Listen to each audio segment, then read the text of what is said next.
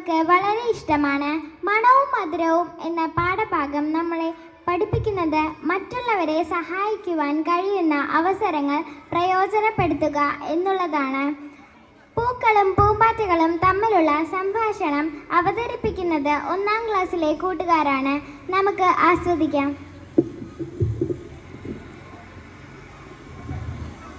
അമ്മ പൂമ്പാറ്റ ചിറകുകൾ വളർത്തി. അവൾ പറന്ന് പറന്ന് പൂന്തോട്ടത്തിലെത്തി.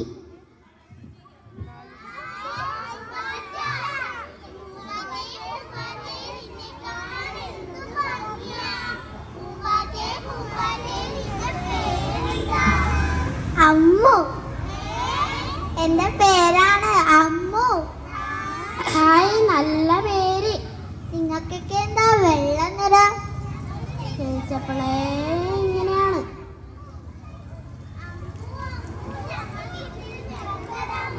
ആ തരാലോ, നിങ്ങൾ കണ്ണടച്ച് നിൽക്കൂ.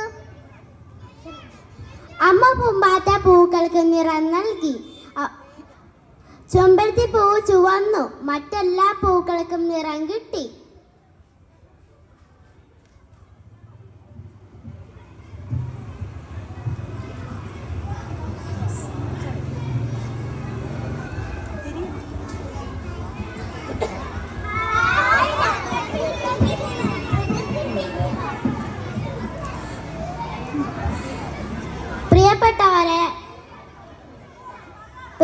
പ്രിയപ്പെട്ടവരെ, നമുക്കും പൂമ്പാറ്റനെ പോലെ മറ്റുള്ളവരെ സഹായിക്കുന്നവരെ മാറാം.